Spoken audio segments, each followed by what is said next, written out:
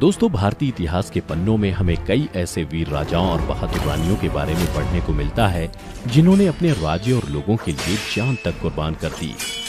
वहीं कई शासक ऐसे भी हुए हैं जिन्होंने पराक्रमी और प्रजापालक होने के बदले अपना पूरा जीवन अय्याशी में गुजार दिया। आज की इस वीडियो में हम आपको भारत के कुछ ऐसे ही अय्याश राजा महाराजाओं के बारे में बताने जा रहे हैं जिनके बारे में जानने के बाद आप हैरान रह जाएंगे। नमस्कार दोस्तों, द मिस्टिका लैंड पर आपका स्वागत है। हमारी सूची में सबसे पहला नाम है पटियाला के महाराजा भूपेंद्र सिंह का। ऐसा माना जाता है कि उनका सबसे बड़ा शौक सुंदर लड़कियों के साथ समय व्यतीत करना था। सुंदर औरतें और काम वासना पटियाला के महाराजा की सबसे बड़ी कमजोरी थी। 38 सालों तक पटियाला पर राज करने वाले भूपेंद्र सिंह ने 5 शादियां की थीं और ऐसा माना जाता है कि उनके पास 350 से ज्यादा रखैल थीं। कुल मिला के महाराजा भूपेंद्र के 88 बच्चे थे। पटियाला के महाराजा की अय्याशी का पता इस बात से भी चलता है कि वो फ्रेंच ब्यूटिशियन, भारतीय प्लास्टिक सर्जन, सोनार, परफ्यूमर और फैशन डिजाइनर के साथ मिलकर अपनी रखैलों को अपनी पसंद के हिसाब से तैयार करवाते थे।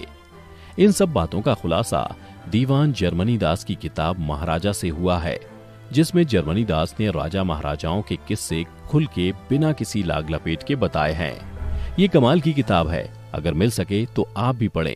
जर्मनी दास महाराजा में ये भी लिखते हैं कि महाराजा भूपेंद्र सिंह नग्न पार्टियों के बहुत शौकीन थे।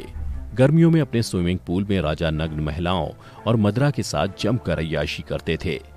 इन पार्टीज में नग्न औरतों के सीने पर मदरा उड़ेलकर शराब पी जाती थी और फिर उसके बाद सामूहिक संबंध भी बनाए जाते थे। दोस्तों, महाराजा बहुत रईस थे। आजादी के बाद जिस स्टर्लिंग सिल्वर की बग्गी पे बैठ के हमारे देश के पहले राष्ट्रपति राजेंद्र प्रसाद राष्ट्रपति भवन गए थे, वो महाराजा भूपेंद्र सिंह की ही थी। हमारी सूची में अगला नाम है मुगल बादशाह शाहजहां का। हम सब इस कहानी को जानते हैं और इसका कारण है खूबसूरत ताज, सफेद संगमरमर की बनी वो नायाब इमारत जो आज मिसाल है सच्चे प्रेम की। लेकिन शाहजहां की शख्सियत को अगर आप करीब से जानेंगे तो पाएंगे कि वो प्रेमी नहीं, सनकी था। दोस्तों, आप ये जानकर हैरान रह जाएंगे कि मुमताज की मौत शाहजहां के 14वें बच्चे को जन्म देते समय हुई थी।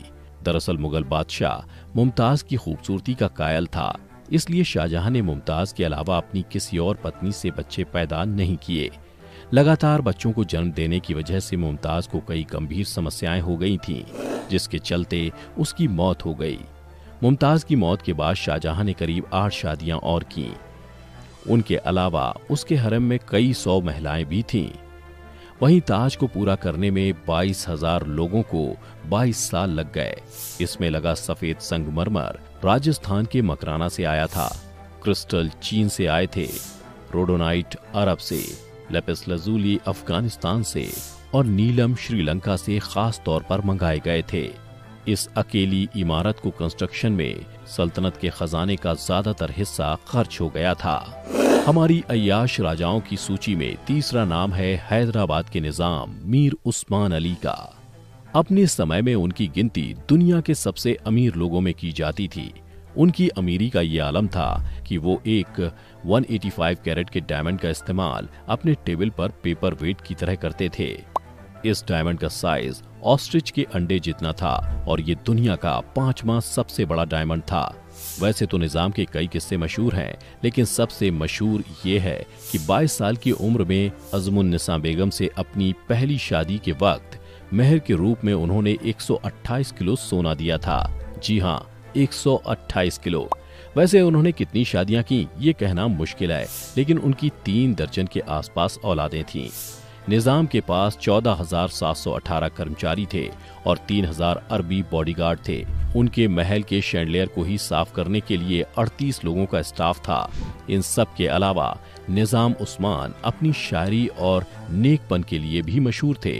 उनकी अंतिम यात्रा में कहते हैं 10 लाख से ज्यादा लोग शामिल हुए थे।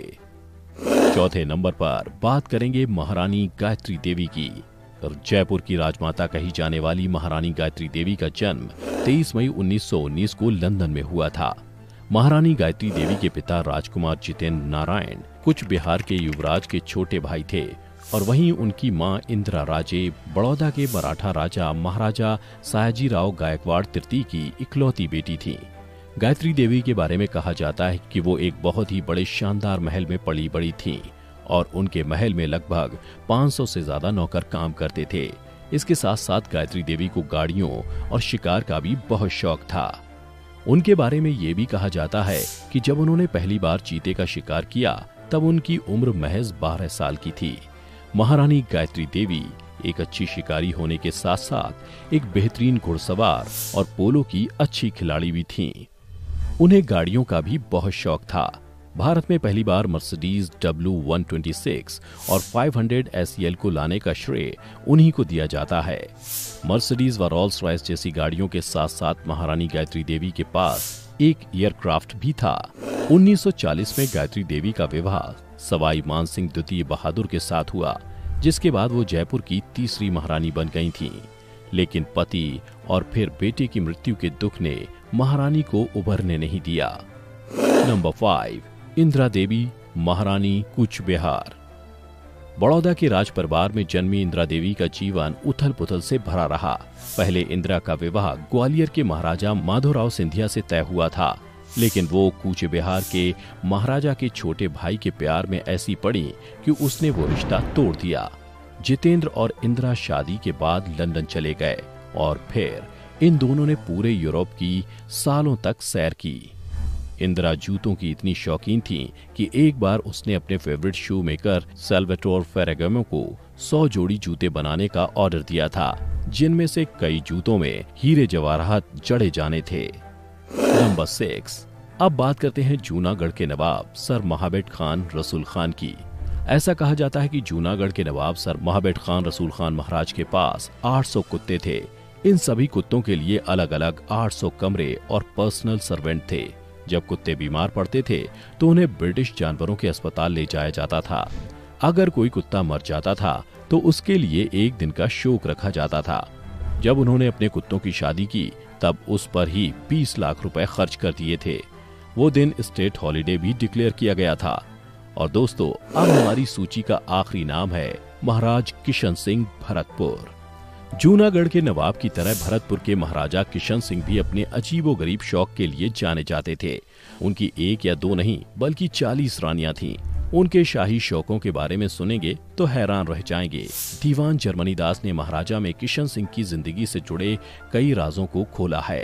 किशन सिंह को तैराकी का बहुत शौक था और उन्होंने अपने शौक को पूरा करने के लिए एक गुलाबी संगमरमर वाली झील बनवाई थी, जिसमें उतरने के लिए चंदन की लकड़ियों की सीढ़ियां बनी हुई थीं।